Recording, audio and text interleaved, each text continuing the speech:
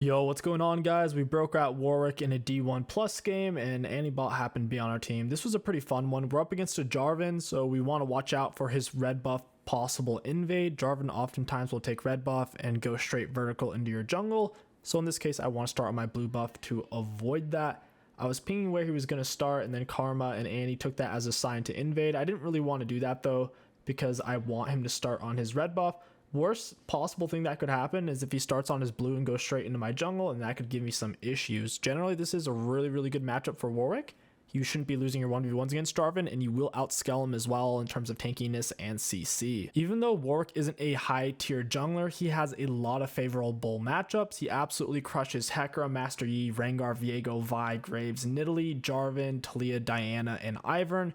He has roughly a 55% win rate against all of those champions, and then there are a lot more he does really well against. He has a couple of matchups where you just can't really play into, such as the Jax and the Wukong, but other than that, he has pretty much a 50% win rate against everything else, so he's generally a fairly stable champion. And if my team has enough range and damage, I will pick the Warwick. If my team is too AP heavy, I won't though, since all of Warwick's abilities, including his passive, do magic damage. So in this case, we have a Jace and Sivir, so I feel like that's good enough. Also, the Sivir ultimate increases my ultimate range. The faster you're moving on Warwick, the longer your ult is and the faster it is. Plus, I have the Karma speed up as well, and you guys will be seeing that in the upcoming fight. You may be wondering why I didn't go blue buff straight into my red, since I was worried about Jarvan vertical jungling me. Even if Jarvan goes from his blue straight into my red or his red towards my red, I have time to do the Gromp and get there as he is taking it, and then I should be able to stop him or kill him. If I wasn't having to worry about a vertical jungler, I definitely would have taken Wolves then red buff, and then at that point I could even do Golems into Scuttle or Golems into Gank. Warwick can generally do a 4 or 5 camp clear pretty easily before Scuttle Crab, but once again, in this particular game, since they had a vertical jungler, I didn't want to risk giving up one of my buffs. Lucian and Annie are scrapping really hard. Those are your best lanes to gank on Warwick. You want them to already be below half health so you can get there fast. I look for a potential gank bot. I'm going to check Jarvan's jungle real quick since I'm already over here and I'm waiting for Scuttle to come up. Right now, I'm just going to keep floating between top and mid, scanning for the gank, waiting for Scuttle. On Warwick, you don't really want to do Raptors this early in the game before you have Bombies or Tiamat. It takes a long time. You only do it if you have absolutely nothing else better to do. Here, I'm pretty sure Antibot was just laggy. He played it really weird. He's kind of just missing his abilities, and I think he was even saying something on stream about being laggy, so that didn't turn out very well there.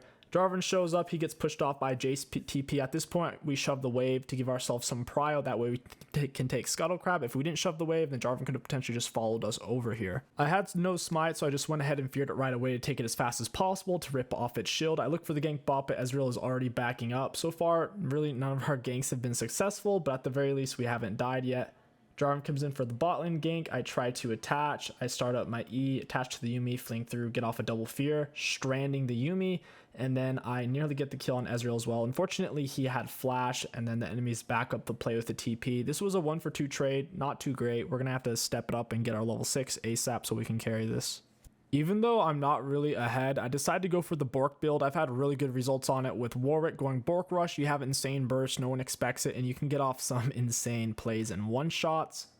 We only had 800 gold in base anyways, which is not near enough to get Bombies or Tiamat, so this is our best secondary option. We're continuing to clear our camps while there's nothing else to do, trying to get towards level 6. 𝐒𝐿 is very low, so we want to set up a play here.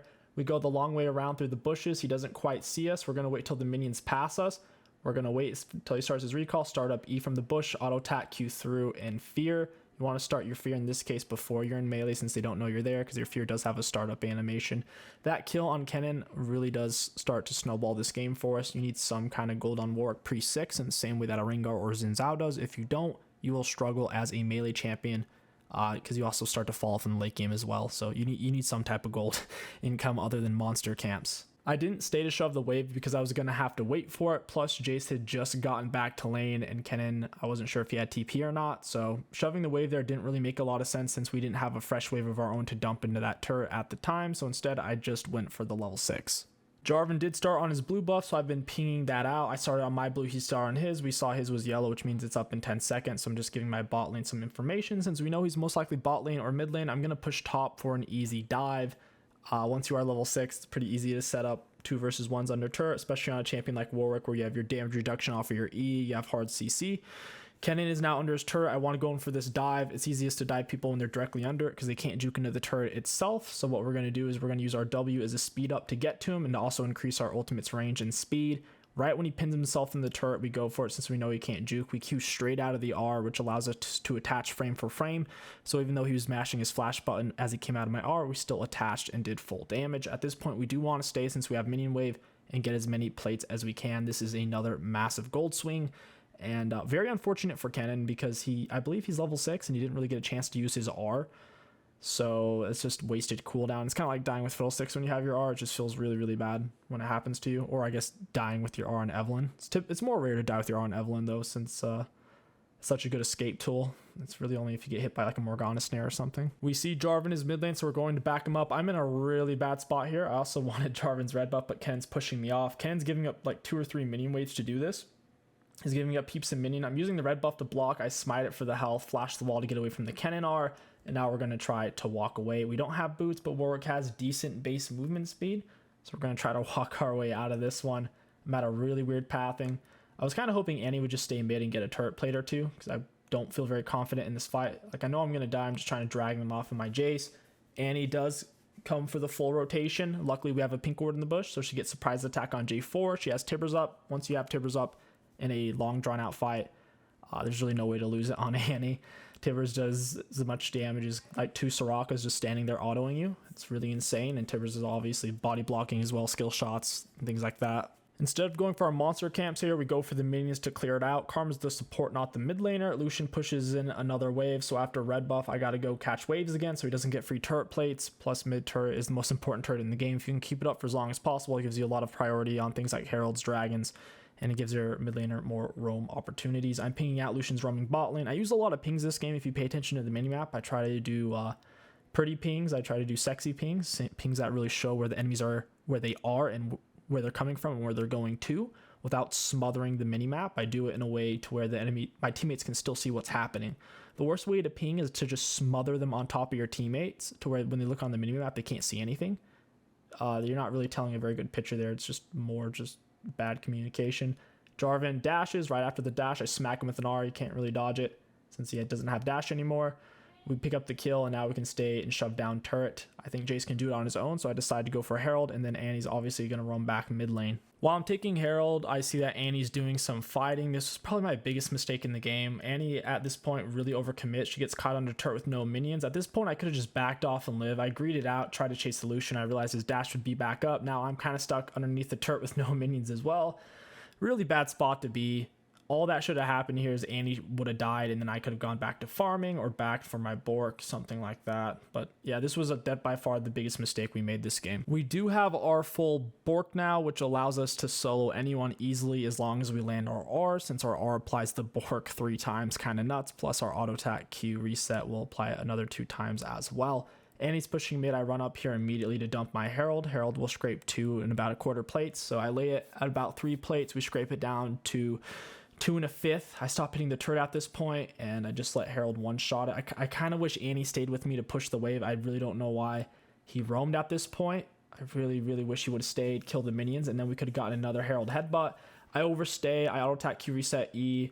Then I R the Jarvan off of the Fierce. That way I don't miss it. Unfortunately, Lucian was here to clean up.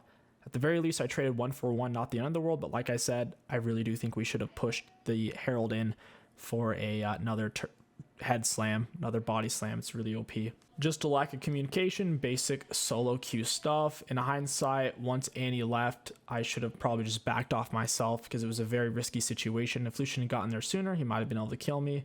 I auto attack Q reset E, get on the Lucian. I actually would have soloed him there if my R was up or if Jarvan wasn't there at that exact moment.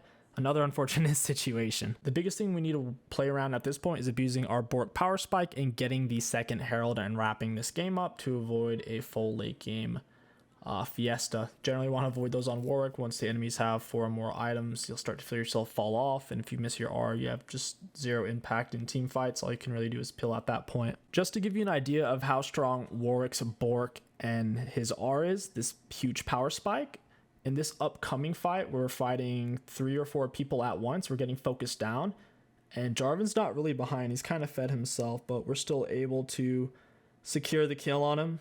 Even though he goes invisible for a bit, full HP, we can stay alive with our our E, we can auto attack Q reset into R, kill him. We soak the cannon R, we get the Yuumi R, we get the Ezreal R. We soak pretty much everything. These enemies are stacking up in such a way to where if we just have one more teammate, whether it's Jace, Sivir, or Annie, we easily win these fights.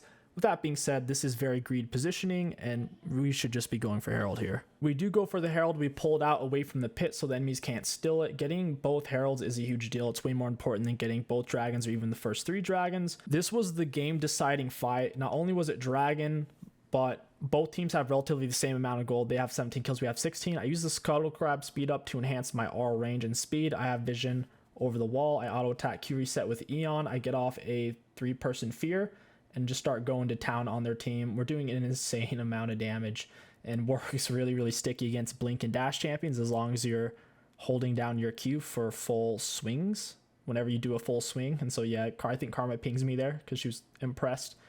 That's just Warwick though. If Warwick has Bork and if he lands his R's, he's super, super nasty. His self-healing is crazy high. The enemies have to hit you with some kind of heal cut, whether it's Ignite or Executioners. Otherwise, you're healing more than an Aatrox. You're healing more than an Olaf. You're healing crazy, crazy high. We're still full HP. I decided to give the blue buff to Karma so she can mana spam. I'm never really going to run out of mana in fights. Warwick's not that mana intensive. Plus, if I'm ever in the jungle or river, I have a bunch of extra mana regen off of my jungle item, which I've absorbed. Every jungler absorbs after their first 5 smites. The Titanic Hydra also gives us a lot of on-hit damage, which R applies 3 times, and obviously our auto attacks in a Q apply as well. You really should try to avoid building magic damage or crit on Warwick. He can't use either very effectively, especially the crit. His Qs don't crit and his R doesn't crit. Crit's just so useless to build on him. Here, since we have Herald underneath their turret, I use my W to give myself some extra speed to force them off a turret and maybe set up an R play. If you notice here, I actually juked him out with using my taunts to make him think I was using my R. Since I was moving fast, he really panicked. Now that his blink is on cooldown, he really needed to back up because I'm on my W speed up still and I'm on the Sivir R speed up. So we R onto him, we Q straight out of it just in case he flashes. We have our Eon Fear and he gets absolutely erased. Yuumi is detached from the Ezreal. We get the turret with our Herald and the Sivir helping us push. At this point, we can pull off. I go in for the Jarvan here. I'm moving crazy fast. If I had Deadman's, I'm pretty sure I would have gotten there easily in time. As is, I think he got away with like 0.8 seconds. It was like less than a second. So I start up my E since it doesn't cancel our movement speed and try to hit him with a tipper right as we're entering the bush to cancel his recall. But he apparently backed just in the nick of time. And then he said something in all chat along the lines of, he was just being sarcastic though. Just calling me an animal or something. If my R was up here, I would have forced the fight on Jarvan. Since it's down, I don't really have the damage to one-shot him. And the fight's going to drag out. So I try to pull him back to my team. He doesn't get baited that hard. And now I'm sitting on my R, so I can set up a play with Sivir R. Or once my W's back up, using your W active to get temporary movement speed really does set up your R's and pressuring. Make sure when you're playing early game junglers in particular, like Warwick or Xin Zhao, you really need to get Heralds and try to get both Heralds, which means you need to take the first one 13-minute mark or sooner. Heralds are on a 6-minute timer. So I took mine before 13-minute mark, and then I could take the second one, and that's how we're ending this game. We had got mid inhib pretty early, around the like 23-minute mark, I believe. So this is setting us up to take dragons. It's forcing Lucian to be mid lane.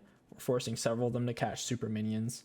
This is just going to make the game really easy. We can start taking free barons, and as long as our team's split up and we're not having to do real 5v5s, they're never going to have a real opportunity to get a bunch of shutdowns and turn this game around. They're just going to have to wait until we turret dive them or something. And that is going to wrap up this high elo Warwick commentary guide. If you enjoyed it, don't forget to like, comment, and subscribe. My name is 𝐒𝐋𝐒. Thank you for watching, and I'll catch you guys next time.